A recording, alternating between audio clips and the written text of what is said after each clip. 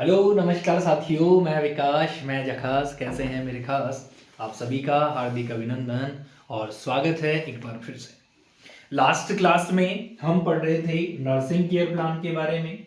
Nursing care plan में NCP में जब हमने पढ़ना शुरू किया था तो मैंने बहुत सारी बातें आपको क्लियर कर दी थी कि किन किन बातों को, किन किन स्टेप्स को आपको फॉलो करके चलना है। बहुत ज़्यादा ज़रूरी पॉइंट्स थे। फिर इसके बाद में हमने बायोग्राफिक डाटा पढ़ लिया था। उसके बाद में हमने family tree, family history, patient की chief complaints, present history, past history सभी पढ़ चुके थे। लास्ट ऑक्यूपेशनल हिस्ट्री की बात कर रहा था मैं, या उसे सोशल इकोनॉमिक स्टेटस भी कह देते हैं, उसकी बात मैं कर रहा था। तो वो भी हम पढ़ चुके थे। यहां तक की बात हम कंप्लीट कर चुके हैं। नेक्स्ट साथियों, एनसीपी बनाने के फॉर्मेट में जो भी पेज नंबर था उसी पेज पे आपको नेक्स्ट जो पेज आता है उस पे लिखना होता है पेशेंट का फिजिकल एग्जामिनेशन। क्या लिखना होता है दोस्तों? तो आपका जवाब होगा पेशेंट का लिखना होता है फिजिकल एग्जामिनेशन। फिजिकल एग्जामिनेशन की कहानी को ध्यान से सुनना। क्या होता है? फिजिकल एग्जामिनेशन करने की कुछ टेक्निक होती है। उस टेक्निक में सबसे पहले हम कहते हैं इंस्पेक्शन किया जाता है, दूसरा पाल्पेशन किया जाता है, तीसरा जो है आपका अस्कल्टेशन किया जाता है, सॉरी परकशन किया जाता है। क्या किया जाता है साथियों? परकशन किया जाता है। उसके बाद में लास्ट क्या करते हैं? अस्कल्टेशन। आजकल जो है मैनिपुलेटेशन भी किया जाता है, ठीक है। और लास्ट में ऑल फैक्ट्री करके भी आजकल टेस्ट के लिए भी हम टेक्टाइल सेंसेशन भी, सॉरी टेक्टाइल नहीं, टेस्ट के लिए गैस्ट्रिक सेंसेशन भी हम क्या करते हैं? काम में लेते हैं। देखिएगा, इंस्पेक्शन जो होता है, इंस्पेक्शन शब्द का सीधा सा मतलब ये होता है, जो आपका इंस्पेक्शन होता है उस इंस्पेक्शन शब्द का सीधा सा मतलब ये होता है कि कोई व्यक्ति जो है नेक्ड विजुअलाइजेशन कर रहा है। क्या कर रहा है दोस्तों? नेक्ड विजुअलाइजेशन कर रहा है। बोले तो केवल और केवल आंखों से देख रहा है। दैट इज द क्या कहलाने वाला है आपका? तो जवाब होगा नेक्ड विजुअलाइजेशन। दूसरा जो होता है उसे बोला जाता है साथियों पाल्पेशन। क्या बोला जाता है? पाल्पेशन। पाल्पेशन का मतलब होता है टच करके किसी व्यक्ति को देखना। तीसरा होता है परकशन। परकशन का मतलब क्या होता है दोस्तों? तो आपका जवाब होगा कि किसी को टैप करके टच करना। क्या? टैपिंग करके किसी साउंड को प्रोड्यूस करना। दैट इज है, बोले तो खुद आप साउंड प्रोड्यूस करते हैं और फिर खुद ही आप उस साउंड को सुनते हैं। That is the percussion. और फाइनल स्टेज जो होती है डियर, वो होती है आपकी अस्कल्टेशन। क्या होती है दोस्तों? अस्कल्टेशन। इसके अंदर क्या किया जाता है? तो आपका जवाब होगा कि यहाँ पर हम स्टेथोस्कोप काम में लेते हैं और उससे क्या किया जाता है, हम जो साउंड निकल कर आता है उस साउंड को सुनने का काम करते हैं। क्या करते हैं दोस्तों? उस साउंड को सुनने का काम करते हैं। तो ये तो जनरल फिजिकल एग्जामिनेशन है। पर इस फिजिकल एग्जामिनेशन के दौरान कई बार आपको यहाँ पर हेड टू टो एग्जामिनेशन करवाया जाता है। और हेड टू टो एग्जामिनेशन बोले तो बोलते हैं ना, एडी से लेकर चोटी तक है, मतलब नीचे से लेकर ऊपर तक और ऊपर से लेकर नीचे तक पूरी बॉडी का असेसमेंट किया जाएगा। फेस का, चेस्ट का, थोरिक्स का, एब्डोमेन का, लेग का, हैंड का, बैक का, है ना, everything is observed. Even eyes का कलर, इवन हेयर का कलर, इवन डैंड्रफ है कि नहीं है, ये बहुत सारी बातें होती है। तो हेड टू टो एग्जामिनेशन की एक स्पेशल क्लास रखेंगे, उसमें जब हम शुरू करेंगे इस टॉपिक को। पर फिलहाल ये बात ध्यान दें आप। क्लियर है यहां तक? किसी को कोई डाउट नहीं होना चाहिए। जब फिजिकल एग्जामिनेशन भी आप खत्म कर लेते हैं दोस्तों, तो उसके बाद में जो मुद्दा आता है वो क्या आता है, उस पर जरा ध्यान दीजिएगा कि वो क्या कहना चाहता है। तो अब आपसे मैं पूछना चाहता हूं, नेक्स्ट जो बात है उस पर चलते हैं हम आगे। अब आपको बनाना होता है साथियों नर्सिंग डायग्नोसिस। क्या बनाना होता है दोस्तों? Nursing diagnosis. ठीक है, नर्सिंग डायग्नोसिस हम जब बनाते हैं तो नर्सिंग डायग्नोसिस बनाने के कुछ स्टेप्स होते हैं। क्या होते हैं दोस्तों? कुछ स्टेप होते हैं। और ये स्टेप क्या कहते हैं उसे हम फॉलो करते हैं। पहला स्टेप ये कहता है, पहली परिभाषा डायग्नोसिस की ये कहती है कि एक नर्सिंग डायग्नोसिस बनाए जाते हैं टू वे, दो वे में, और एक नर्सिंग डायग्नोसिस बनाए जाते हैं जिसे हम कहते हैं थ्री वे। एक होता है साथियों टू वे और एक होता है साथियों थ्री वे। क्या फर्क है दोनों में? टू वे का मतलब ऐसी चीज जहां पर दो शब्दों को कनेक्ट करा जाता हो, और थ्री वे का मतलब ऐसी चीज जहां पर तीन शब्दों को कनेक्ट करा जाता हो। जैसे मैं एक बहुत बेहतर एग्जांपल से आपको बताने की कोशिश करूंगा, आपको बहुत सही समझ में आएगा। समझिएगा, माना कि हमारे पास में कोई बुखार वाला पेशेंट आता है, माना कि हमारे साथ में एक व्यक्ति है जिसको क्या है, बुखार है, बोले तो फीवर है, और आप एक नर्स हैं, तो आपको बनाना पड़ेगा नर्सिंग डायग्नोसिस। या तो 2 वे बना दो या तो 3 वे बना दो। 2 वे में क्या होता है, आप ध्यान से समझें, व्यक्ति के साइन और सिम्टम्स को, क्या बोल रहा हूं दोस्तों, व्यक्ति के साइन और सिम्टम्स को हम रिलेटेड करते हैं किस कंडीशन से, डिजीज कंडीशन से। किस कंडीशन से दोस्तों, डिजीज कंडीशन से। ऐसी बात हो तो वो कहलाता है आपका 2 वे नर्सिंग डायग्नोसिस। नर्सिंग डायग्नोसिस हमेशा अकॉर्डिंग टू नंदा बनता है ना। क्या बनता है साथियों, अकॉर्डिंग टू नंदा बनता है। नंदा का मतलब क्या है, नेशनल अमेरिकन एसोसिएशन जो है, ठीक है, उसके हिसाब से ये बनता है। दूसरा बात करते हैं जिसे 3 वे कहते हैं। यहां पे मित्रों साइन और सिम्टम्स तो होंगे ही, उसको हम रिलेटेड भी करेंगे ही, पर हम इसमें प्रूफ भी देते हैं। बोले तो हम कहते हैं कि as evidence by, as evidence, हमने ये देखा, ऐसा हुआ था, इस वजह से ऐसा देखा जा रहा है। बोला कैसा हुआ था, क्या देखा, बताओ तो सही। चलो बताता हूं, ध्यान से सुनो, देखो कैसा हुआ था। बात करते हैं 2 वे की। मैंने कहा कि एक व्यक्ति मेरे पास में आता है जिसको बुखार है, तो मैंने क्या कहा, फीवर इज, या fever related to, fever related है, फीवर क्या है, रिलेटेड टू। अब बुखार कब कब आ सकता है, तो बुखार जब हमें आ सकता है जब जुकाम लग जाए, जब हमारे शरीर में कोई अबनॉर्मलिटी हो जाए, जब हमें इन्फेक्शन से, हमारी बॉडी इन्फेक्शन से सफर कर रही हो, तो हम कहेंगे कि फीवर इज रिलेटेड टू, क्यों आया, क्या डिजीज कंडीशन रही होगी, तो सीधा जवाब दूं कि रिलेटेड टू इन्फेक्शन। सिंपल सी बात है।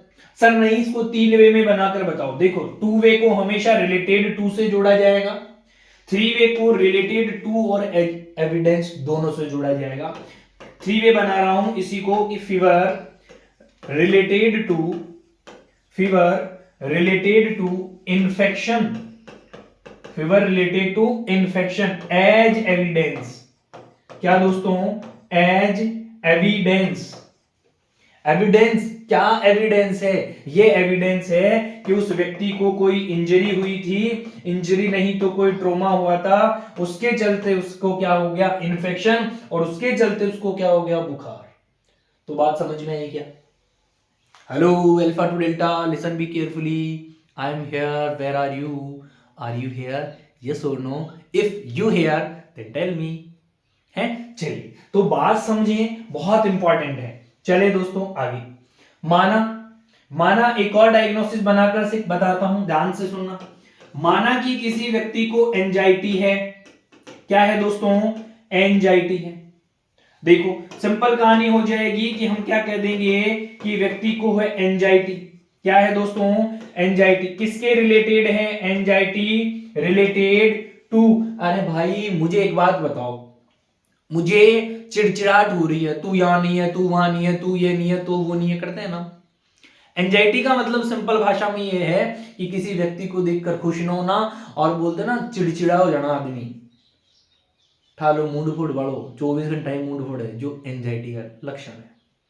एंजाइटी का मतलब क्या होता है, सिंपल भाषा में ये कहेंगे कि वो क्या है, एंजाइटी। क्यों एंजाइटी, तो सिंपल ये कहेंगे इसलिए है क्योंकि वो अकेला रहना पसंद करता है और उसके पास में लोग हैं।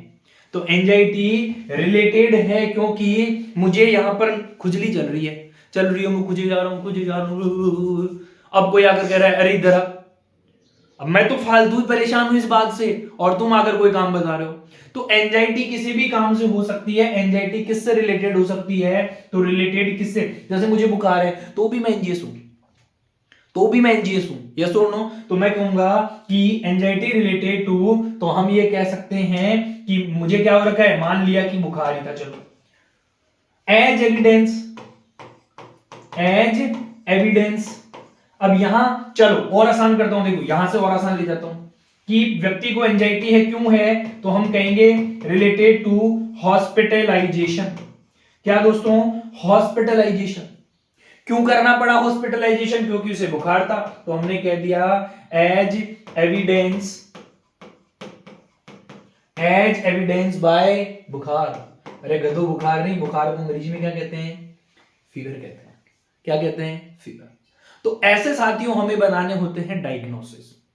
क्या बनाने होते हैं, डायग्नोसिस। हमेशा एक डिजीज के कम से कम 4 डायग्नोसिस बनते हैं और एक डायग्नोसिस की 4 एनसीपी बनती है। कम से कम बता रहा हूं, बता देता हूं कैसे कैसे। कुछ सार्वभौमिक और कंफर्म वाले डायग्नोसिस बता रहा हूं, जो आप किसी भी डिजीज कंडीशन में चिपका देना, किसी में भी कुछ भी आए ना तो चिपका ही देना। जैसे एक पहला कि व्यक्ति को क्या है, फीवर है, ये वाला चिपका दो। फीवर इज रिलेटेड टू, किसके रिलेटेड है, तो सिंपल कह दो कि व्यक्ति को क्या था, इन्फेक्शन था, इसके रिलेटेड था। क्लियर है, बहुत बढ़िया। दूसरी बात, व्यक्ति को क्या होती है, लगातार एंजाइटी, क्यों है, रिलेटेड टू, तो जवाब दे दो हॉस्पिटलाइजेशन। नेक्स्ट, तीसरी बात, व्यक्ति को एंजाइटी है, व्यक्ति को फीवर है, इसके अलावा व्यक्ति में नॉलेज की कमी है। अरे हर आदमी जो है वो पढ़ा हुआ हो सकता है क्या, तो आप कह दीजिएगा कि नॉलेज रिलेटेड टू, या फिर क्या कहेंगे, नॉलेज डेफिशिएटेड। थोड़ा सा और बढ़िया बना दो, knowledge deficiated to, related to hospitalisation, related to, क्या हो रहा है, रिलेटेड टू हॉस्पिटलाइजेशन। हॉस्पिटलाइजेशन छोड़कर ऐसे बोलो कि बीमारी के बारे में नहीं पता, डिजीज। बीमार होगा तो आदमी खाना खाएगा क्या, नहीं खाएगा, तो चिपका दो न्यूट्रिशनल डेफिशिएंसी। क्या दोस्तों, न्यूट्रिशनल डेफिशिएंसी। किसके चलते, तो जवाब होगा रिलेटेड टू डिजीज कंडीशन। क्या दोस्तों, तो जवाब होगा रिलेटेड टू डिजीज कंडीशन। समझ रहे हैं मेरी बात को, अरे ये सुनो। तो ये तो ऐसे डायग्नोसिस हैं जो कहीं भी आप किसी भी बीमारी में ऐड कर सकते हैं, कोई समस्या नहीं होगी आप। अब मैं आपको एक फॉर्मेट बनाकर बताता हूं जिसमें हम एनसीपी को क्लियर कट शब्दों में बताएंगे। ध्यान से सुनिएगा, है ना, कि क्या क्या शब्द होते हैं और कैसे कैसे काम होते हैं। अब मैं एनसीपी बना रहा हूं, ना कि nursing process. Everybody listen be carefully. Hello alpha two delta, hello. चलिए सबसे पहले बात करेंगे साथियों हम किसके बारे में, तो आपका जवाब होगा असेसमेंट के बारे में। असेसमेंट के बाद में दूसरी हम बात करेंगे गोल के बारे में। गोल के बाद में गोल कहां से आएगा, पहले डायग्नोसिस आएगा, है ना। तो यहां हम बात करेंगे दूसरा साथियों, जिसे हम बोलेंगे, शॉर्ट में लिख रहा हूं, नर्सिंग डायग्नोसिस। नर्सिंग डायग्नोसिस के बाद में तीसरा हम बात करेंगे गोल। गोल के बाद में चौथा हम बात करेंगे उसकी क्या प्लानिंग रहने वाली है। प्लानिंग कह लो, प्लानिंग को दूसरे शब्दों में आजकल इंटरवेंशन भी कहता है, तो माफी चाहूंगा, खेद है कि तुम्हें नया सिखा रहा हूं। चलो इसके बाद में नेक्स्ट क्या होने वाला है, तो जवाब होगा रेशनल। इसके बाद में नेक्स्ट क्या होने वाला है, तो इम्प्लीमेंटेशन। और लास्ट जो है वो क्या होने वाला है, तो जवाब होगा इवोल्यूशन। ये 7 स्टेप होंगी जो आपने हमेशा क्या करनी है, याद करके चलनी है। माना कि एक डायग्नोसिस बनाते हैं जो कि बहुत जरूरी एग्जाम में हो बनाने। सबसे पहले व्यक्ति को हमेशा यहां हमें कलेक्ट करने होते हैं दोस्तों सब्जेक्टिव डाटा। क्या, सब्जेक्टिव डाटा। और नीचे हमें कलेक्ट करने होते हैं ऑब्जेक्टिव डाटा। सब्जेक्टिव डाटा और ऑब्जेक्टिव डाटा की कहानी बहुत सिंपल होती है। सब्जेक्टिव का मतलब है कि मैं हूं और मैं बता रहा हूं कि मुझे बुखार है, मुझे सर दर्द है, मुझे पेट दर्द है, ये तो मैं बता रहा हूं। दैट मीन सब्जेक्ट, मतलब कर्ता ने कर्म को कर्म से तो पढ़ा था, हाँ पढ़ा ही होगा इससे पहले। तो सब्जेक्टिव का मतलब ये है कि जो पेशेंट फील कर रहा है, जो पेशेंट फील कर रहा है वो सारी बातें आप पेशेंट जो है आपको बता रहा है। लाइक दैट कि मुझे कल रात को बुखार आया था, कल रात को मुझे उल्टी भी हुई थी, कल से मेरे पेट में दर्द भी हो रहा है, बोले तो एब्डोमिनल पेन भी हो रहा है। ये सब्जेक्टिव। आपके पास में है, आपने व्यक्ति के वाइटल साइन चेक करे, आपने व्यक्ति का पेन स्केल से पेन का मेजरमेंट करा, आपने व्यक्ति के एक्सरे करवा दिए, आपने उसकी जांच करी, आपने ऑब्जर्व करा, आपने देखा है कि तुझे देखा तो ऐसा लगा सनम, भाड़ में गया सनम। पढ़ने पे ध्यान दो, है ना। हाँ, क्या बोल रहा हूं साथियों, तो जवाब क्या होगा कि व्यक्ति जो है अगर उसे दर्द हो रहा है, अगर उसे वाइटल साइन की बात करें, टेम्परेचर, बीपी, रेस्पिरेशन, पल्स, ये सभी चीजें क्या करी जाएंगी, जांची जाएंगी। हाँ या नहीं, चलो बहुत बढ़िया बात है। अब बात यह है कि डायग्नोसिस बनाना है, और डायग्नोसिस में कह रहा हूं कि व्यक्ति को बुखार था, इससे ये कंफर्म हुआ कि व्यक्ति को बुखार था, तो हम क्या कहेंगे कि fever is related to disease condition, या कहेंगे इन्फेक्शन। अच्छा, खाना इसने ऐसा खा लिया था इसलिए हम लिख देते हैं, इससे हमें पता चला कि व्यक्ति ने खाना खराब खाया था, तो हम कह देते हैं कि व्यक्ति को फूड पॉइजनिंग जो है वो फूड पॉइजनिंग हो रखा है। ठीक, क्या करना है, तो हम कहेंगे इसका ये जो है वो सारी चीजें ठीक करनी है, तो हम कहेंगे सबसे पहला मुद्दा क्या होगा हमारा कि रिड्यूस द फीवर को कम करना मेरा मुद्दा है। कैसे करूं, सबसे पहले क्या करा जाता है, ये लाइनें रट लो कि यहां करा जाएगा असेसमेंट, और असेसमेंट हमेशा करना पड़ेगा आपको, असेसमेंट जो है आपको हमेशा करना पड़ेगा। उसके बाद में हम दूसरा क्या करेंगे, व्यक्ति जो है उसको देंगे साथियों कंफर्टेबल पोजीशन। क्या देंगे दोस्तों, कंफर्टेबल पोजीशन। उसको क्या करते हैं हमेशा कूल, या फिर हम कहेंगे काल्म जो है, कूल एंड काम एनवायरनमेंट हम उसे प्रोवाइड करते हैं। जब कूल काम एनवायरनमेंट उसे प्रोवाइड करा जाएगा तो फिर हम कहेंगे कि अगर डॉक्टर ने कोई मेडिसिन दी है तो वो मेडिसिन आपको क्या करी जाएगी, प्रिस्क्रिप्शन करवाया जाएगा। अब होता क्या है, इस प्लानिंग को हमेशा यहां रेशनल, ऐसा क्यों करा ताकि मुझे इसकी सीवियरिटी पता चल जाए, ऐसा क्यों करा ताकि व्यक्ति कंफर्टेबल फील करे, ऐसा क्यों करा ताकि व्यक्ति कंफर्टेबल फील करे, ऐसा क्यों करा ताकि कंडीशन को ट्रीट किया जा सके। यस और नो, बिल्कुल। नेक्स्ट बात करें इंप्लीमेंटेशन। हमेशा ध्यान रखना इंप्लीमेंटेशन की कहानी आए तो जो आप लोगों ने लिखा है इंटरवेंशन प्लानिंग में उसको वर्ब की सेकंड फॉर्म में लिखते हैं, वर्ब की सेकंड फॉर्म में लिखते हैं, बोले तो थर्ड फॉर्म बोल लो, सेकंड बोल लो। चलो, असेसमेंट क्या कर दिया, डन। पोजीशन क्या कर दी, प्रोवाइडेड। पेशेंट को कूल एंड काम एनवायरनमेंट जो है वो प्रोवाइड कर दिया, और ट्रीटमेंट डन यहां पर हो गया। हुआ क्या, आपने दवा दी, आपने रेस्ट दिया, आपने पेशेंट को कंफर्ट बनाया, हुआ क्या, ये हुआ कि patient feel better and done. मतलब पेशेंट फील जो है वो बेटर एंड गुड फील कर रहा है, जिससे कि ठीक है तो वेरी गुड, और नहीं है तो हम आगे और थोड़ा चल लेंगे, दूसरे डायग्नोसिस की तरफ चले जाएंगे। तो साथियों ऐसे बनाए जाते हैं डायग्नोसिस। ध्यान से समझें, अगर लेक्चर को थोड़ा मैंने स्पीड से ले लिया हो, थोड़ा तेज पढ़ा दिया हो, तो आप कोशिश ये करिएगा कि 2 बार देख ले।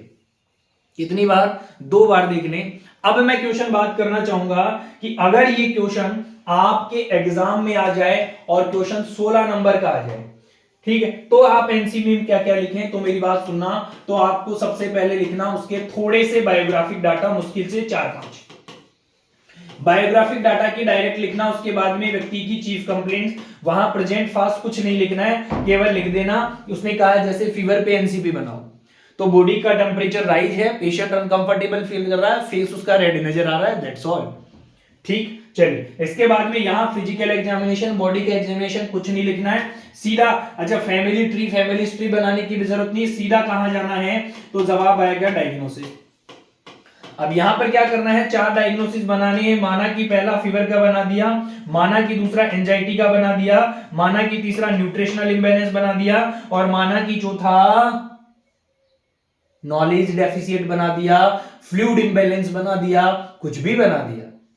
अब क्या करना होगा, एक की एनसीपी 4 बार, एक की एनसीपी 4 बार, और एक की एनसीपी 4 बार। अगर समय कम बचे कि नहीं सर ऐसा नहीं हो पाएगा, तो ध्यान रखना डायग्नोसिस बनाना, और डायग्नोसिस के आगे डैश करके पूरा 5-7 लाइनें नहीं लिखनी, डायरेक्ट क्या लिखना है, फिर वहां पर आपको डायरेक्ट वहां पर लिखना है इंटरवेंशन। जैसे मैं बना के बताता हूं, जैसे मान लेते हैं कि आपने लिखा पहला फीवर, क्या लिखा दोस्तों, fever is related to infection, आपने ये डायग्नोसिस लिख दिया। अब कुछ नहीं, यहाँ एरो मारो और लिख दो यहीं पर क्या क्या प्लानिंग करने वाले हो कि हम क्या करेंगे। Check the patient, check the vital sign. मैं वाइटल साइन चेक करूंगा, वाइटल साइन, ठीक है। दूसरा क्या करूंगा, मैं पेशेंट को कंफर्टेबल पोजीशन दूंगा, तो मैं कहूंगा प्रोवाइड द कंफर्ट पोजीशन या कंफर्टेबल पोजीशन। बात समझ रहे हो क्या, मैंने व्यक्ति को कंफर्टेबल पोजीशन जो है वो पोजीशन दे दी है। नेक्स्ट मैं क्या करूंगा, पेशेंट को मैं cool and calm environment provide करूंगा। Hello alpha two delta, listen be carefully, ध्यान इधर ही रहे, तुम्हारा ध्यान किधर है भैया, एनसीपी की क्लास इधर है। आगे आपसे क्या बोला जाएगा, नेक्स्ट आप बता सकते हैं कि व्यक्ति में न्यूट्रिशनल डेफिशिएंसी है, सॉरी ये क्या लिख दिया, डायग्नोसिस नहीं लिखना है, आपने क्या करना है, ट्रीटमेंट प्रोवाइड करना है, तो बता देंगे as prescribed by doctor, as prescribed by doctor, doctor साहब ने कहा और आपने कर दिया, तो ये ब्लॉक खत्म। दूसरा डायग्नोसिस लिखो, 4 लिख दो, तीसरा लिखो, 4 लिख दो, पांचवा, जैसे आपको करना है। तो बेहतर तरीका ये भी है इस क्वेश्चन को अटेम्प्ट करने का, गलती ना करें, समझने का बेहतर तरीका यह भी है, गलती ना करें। इससे बेहतर एनसीपी और आसान शब्दों में कुछ भी नहीं है दोस्तों। फिर भी किसी को कोई डाउट हो और कोई भी समस्या हो तो हमारे सपोर्टिव नंबर हैं, कांटेक्ट कर सकते हैं आप। साथ ही मैं आप सबको कहूंगा कि इम्पेटस नर्सिंग एकेडमी के द्वारा, ध्यान से सुने साथियों, इम्पेटस नर्सिंग एकेडमी के द्वारा एकेडमिक सेशन के जितने भी कोर्सेज हैं वो सभी बहुत जल्दी लाए जाएंगे। पर अभी आप लोगों की RUHS की एग्जाम है और RUHS के एग्जाम में बीएससी नर्सिंग में भी बात करें तो first year, second year, third year और फोर्थ ईयर, चारों ही साल, साथ ही में पोस्ट बीएससी और आने वाले हैं कुछ दिनों में जीएनएम के एग्जाम। तो साथियों इन सभी ईयर्स के लिए हमने तैयार करे हैं कुछ गेस पेपर जो कि पिछले कई सालों से बार बार एग्जाम में रिपीट होते हैं। उन सभी गेस पेपर्स में हम एक सब्जेक्ट के आप लोगों को लगभग 10 से 20 क्वेश्चन प्रोवाइड करेंगे और इस बात का हम दावा भी करते हैं, इस बात को हम मानते भी हैं, लोग भी मानते हैं जो पढ़े हैं। तो लगभग इन 10 से 20 क्वेश्चन में से आपके एग्जाम में आने वाले 5 क्वेश्चन में से 3 क्वेश्चन सामान्यतः देखने को मिलेंगे। समझ रहे हैं मेरी बात? अगर आपको 3 क्वेश्चन मिल जाए तो बहुत अच्छी बात होगी। और ये 20 क्वेश्चन में हम आपको वीडियो सॉल्यूशन देंगे साथियों। क्या देंगे साथियों? Video solution. क्वेश्चन को कैसे अटेम्प्ट करा जाए, मार्क्स कैसे गेन करा जाए और इस क्वेश्चन, अगर ऐसा क्वेश्चन आए तो क्या क्या आपको पढ़ना पड़ेगा। तो मैं सिंपल भाषा में कह दूं कि आपके लिए एक बेहतरीन अपॉर्चुनिटी लेकर आए हैं जो कि सिंपली गेस पेपर के नाम से इम्पेटस नर्सिंग एकेडमी के ऑनलाइन प्ले स्टोर पे ऐप में प्रेजेंट है। जो लोग तैयारी कर चुके हैं, नर्सिंग कर चुके हैं और वो तैयारी कर रहे हैं competition exams like that CHO, PGI Chandigarh, SGPGI, RRB, AIIMS, NORCET, उन सब लोगों के लिए एक शानदार टेस्ट सीरीज रखी है हमने। और वो टेस्ट सीरीज जो है दोस्तों बिल्कुल फ्री ऑफ कॉस्ट है। टेस्ट सीरीज बिल्कुल फ्री ऑफ कॉस्ट है, 1 रुपया भी आपका नहीं लगेगा। अपने टेस्ट दें और अपनी नॉलेज को इंप्रूव करें दोस्तों। तो आज के इस सेशन में, आज की इस जर्नी को यहीं समाप्त करते हैं। मिलेंगे नेक्स्ट सेशन में, तब तक के लिए अलविदा। मैं विकास, मिलता हूं नेक्स्ट सेशन में। Thank you everybody. क्लास को लाइक, शेयर और सब्सक्राइब जरूर करें दोस्तों। बाय बाय, खुश रहो, मस्त रहो।